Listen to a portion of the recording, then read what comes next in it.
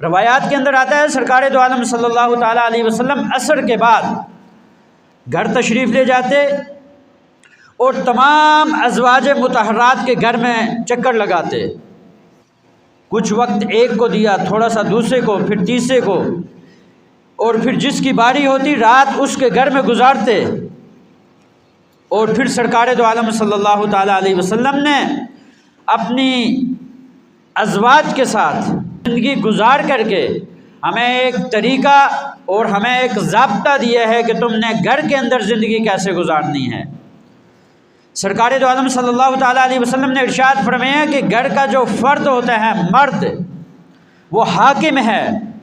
اس کی ذمہ داری یہ ہے کہ گھر کے باہر کے کام کرے، اور عورت کی ذمہ داری یہ ہے کہ وہ گھر کے اندر کے معاملات کو دیکھے.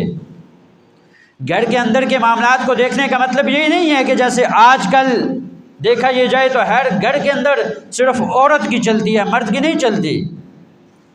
ایسا نہیں، بلکہ اس کا مطلب یہ ہے کہ عورت بچوں کی دیکھ بھال کرے گی، شوہر کے حقوق کا خیال رکھے گی، اور شوہر کے مال کا خیال رکھے گی. آپ کی اجازت کے بغیر گھر کے اندر کسی کو آنے کی اجازت نہیں دے گی، اور 5 وقت کی نماز کی پابندی کرے گی. سرکار دو عالم صلی اللہ تعالیٰ علیہ وسلم نے ارشاد فرمایا جو عورت یہ 4 کام کرے کل قیامت کے دن میرا اللہ اس کے لیے جنت کے سارے دروازے کھول دے گا. 5 وقت کی نماز کی پابندی کرے، رمضان مبارک کے روزے رکھے، اپنی عزت کی حفاظت کرے، اور اپنے شوہر کا خیال رکھے، اس کی فرما برداری کرے. جو عورت یہ 4 کام کرے اس کو جنت کی بشارت ہے. اور پھر سرکار دو عالم صلی اللہ تعالیٰ علیہ وسلم نے مرد کو اپنے حقوق بتائے اور عورت کو علیحدہ طور پر حقوق بتائے. سرکار دو عالم صلی اللہ تعالیٰ علیہ وسلم نے ازواج مطہرات کے ساتھ زندگی گزار کر کے ہمیں یہ پیغام دیا اور ہمیں ایک ضابطۂ حیات دیا ہے کہ تم نے گھر کے اندر زندگی کیسے گزارنی. روایت کے اندر آتا ہے حضرت عائشہ صدیقہ رضی اللہ عنہا ارشاد فرماتی ہیں ایک مرتبہ اللہ کے نبی گھر کے اندر داخل ہوئے تو میں پانی پی رہی تھی. سرکار دو عالم صلی اللہ تعالیٰ علیہ وسلم نے فرمایا کہ عائشہ میرے لیے بھی پانی بچا کے رکھنا. راوی فرماتے ہیں کہ گھر کے اندر پانی اور بھی پڑا ہوا تھا، لیکن آپ نے اسی برتن کے اندر کہا کہ میرے لیے بھی پانی بچا کے رکھو. اور صرف یہی نہیں کہ جس برتن سے حضرت عائشہ صدیقہ نے پانی پیا تھا اسی برتن سے آپ نے پانی پیا، بلکہ فرمایا کہ عائشہ آپ نے اس برتن میں کہاں سے منہ لگا کر پانی پیا تھا، میں بھی وہاں سے منہ لگا کر پانی پیوں گا. یہ ایک محبت اور بھائی چارے کا پیغام ہے اور درس ہے کہ تم نے گھر کے اندر کیسے رہنا ہے. اور پھر اپنے والدین کے ساتھ سرکار دو عالم صلی اللہ تعالیٰ علیہ وسلم نے حسن سلوک کا وہ پیغام دیا ہے. اللہ تعالیٰ نے قرآن حکیم میں ارشاد فرمایا وَقَضَىٰ رَبُّكَ أَلَّا تَعْبُدُوا إِلَّا إِيَّاهُ وَبِالْوَالِدَيْنِ إِحْسَانًا. تم نے والدین کے ساتھ احسان کرنا ہے، اور اگر ان دونوں میں سے کوئی ایک یا دونوں بڑھاپے کی حالت میں پہنچ جائیں تو تمہاری ذمہ داری بنتی ہے کہ تم ان کا خیال رکھو، تم ان کو نہ جھڑکو، تم ان کے سامنے اف بھی نہ کرو، ان کے حقوق کا خیال رکھو، ان کی ضروریات کا خیال رکھو. پھر سرکار دو عالم صلی اللہ تعالیٰ علیہ وسلم نے ارشاد فرمایا اگر تم میں سے کوئی دیکھنا چاہتا ہے کہ میرا رب مجھ سے راضی ہے یا ناراض ہے تو اپنے گھر کے اندر اپنے بوڑھے والد کو دیکھے. اگر اس کا والد اس سے راضی ہے تو عرشوں پر اس کا رب اس سے راضی ہے. اور پھر فرمایا کہ اللہ نے تمہارے لیے جنت کو ماؤں کے قدموں کے نیچے رکھا ہے، لہذا مائیں یا والد جب بوڑھے ہو جائیں تو وہ ان کے ساتھ نوکر جیسا سلوک نہیں کرنا. سرکار دو عالم صلی اللہ تعالیٰ علیہ وسلم کے پاس صحابہ اکرام آئے، یا رسول اللہ صلی اللہ تعالیٰ علیہ وسلم قیامت کب آئے گی؟ فرمایا کہ قیامت آئے گی، اس کی نشانی بتا دیتا ہوں کہ جب باندی اپنے آقا کو جنے گی. اس کا مطلب یہ ہے کہ اپنے والدین کے ساتھ اس طرح کا سلوک کیا جائے گا کہ جیسے نوکروں کے ساتھ سلوک کیا جاتا ہے، تو سمجھو کہ قیامت آ گئی. یہ بڑی نشانی ہے قیامت کی. آج ہم اپنے معاشرے اپنی سوسائٹی میں دیکھیں کہ والدین کے ساتھ کیسا سلوک کیا جا رہا ہے. اگر 2 3 یا 1 بیٹا ہے وہ کسی باہر ملک میں ملازمت کر رہا ہے اور اپنے ساتھ اپنے بچے اور بیوی بھی ہیں، عیش و عشرت کے ساتھ زندگی گزار رہے ہیں، اور بوڑھے والدین یہ اکیلے تنہا تڑپ تڑپ کر اپنے بیٹے اور اپنے بہو اور اپنے بچوں کا انتظار کر رہے ہوتے ہیں، ان کا کوئی پرسان حال نہیں ہوتا۔ اور پھر اپنی بہنوں کے ساتھ سرکار دو عالم صلی اللہ تعالیٰ علیہ وسلم نے وہ حسن سلوک کی مثال قائم کی جو رہتی دنیا تک رہے گی۔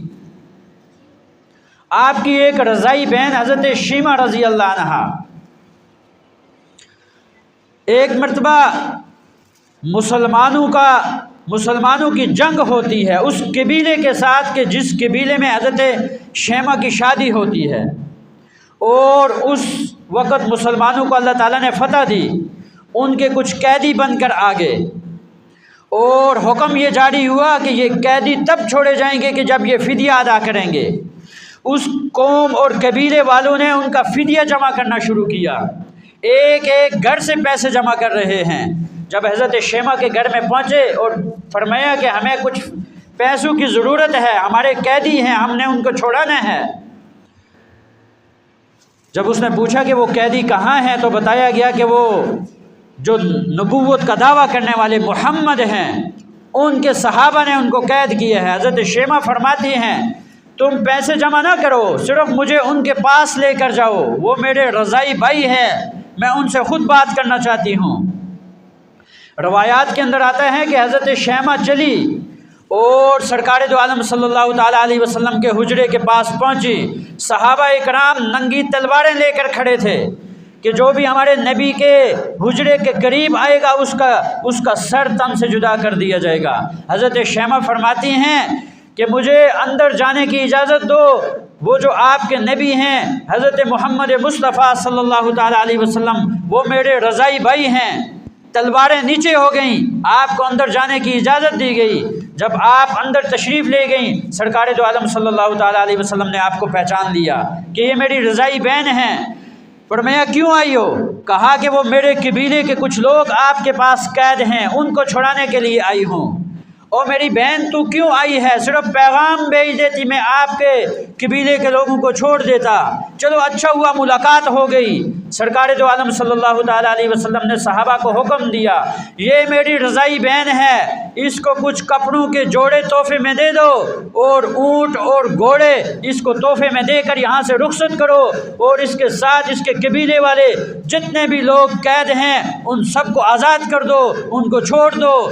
یہ اللہ کے حبیب صلی اللہ تعالیٰ علیہ وسلم نے ایک پیغام دیا ہے، امت کو ایک درس دیا ہے کہ جب بہنیں گھر کے اندر آتی ہیں تو ان کے ساتھ ناراضگی کا معاملہ نہیں ہوا کرتا، پھر ان کے ساتھ مقابلے نہیں ہوا کرتے، پھر ان کو تحفے اور تحائف دے کر گھر سے رخصت کیا جاتا ہے، پھر ان کے حقوق ادا کیے جاتے ہیں، اپنی زمینوں میں اپنی جائیدادوں میں اپنی بہن کا حصہ دیا جاتا ہے، اپنی بیٹیوں کا حصہ دیا جاتا ہے۔ لیکن آج ہم اپنے معاشرے اور سوسائٹی میں دیکھیں اپنی بہنوں اور اپنی بیٹیوں کے ساتھ کیسا معاملہ کیا جا رہا ہے، جائیداد کے اندر ان کو حصہ نہیں دیا جاتا۔ سرکار دو عالم صلی اللہ تعالیٰ علیہ وسلم نے اپنی بیٹی کے ساتھ کیسا معاملہ تم نے کرنا ہے وہ بتا دیا۔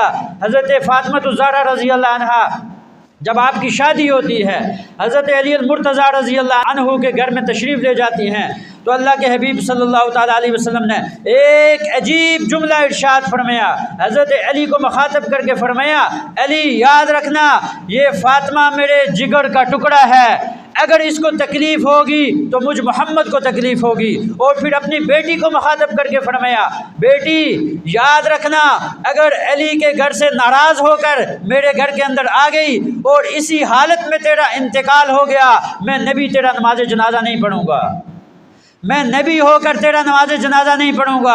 آج ہم اپنے معاشرے اور سوسائٹی میں دیکھیں اگر ہماری بچیاں ہمارے گھر سے رخصت ہوتی ہیں ہم ان کو کیا پیغام دے کر رخصت کرتے ہیں، اور اگر وہ ناراض ہو کر آ جاتی ہیں تو ہم تو پورے مقابلے کے لیے کہ وہ خاندان والے وہ فلاں وہ کون ہوتے ہیں ہماری بیٹی کو ستانے والے اور ہماری بیٹی کو تکلیف دینے والے، یہ خاندان ایسے نہیں بستے، یہ معاشرے اور سوسائٹیاں ایسے نہیں بنا کرتی۔ جب تک ہم ہم اپنے نبی کے طریقے اور ہم اپنے نبی کی سنتوں کو اپنے گھر کے اندر نہیں لائیں گے، اپنے معاشرے اور سوسائٹی کے اندر نہیں لائیں گے، تو یہ معاشرہ اور سوسائٹی یہ امن کا گہوارہ نہیں بنے گی۔ ہم نبی کے طریقوں کو اپنے گھروں کے اندر لائیں، ہم اپنے معاشرے میں لائیں، ہم اپنی سوسائٹی میں لائیں، تو ہمارا معاشرہ یہ امن کا گہوارہ بنے گا۔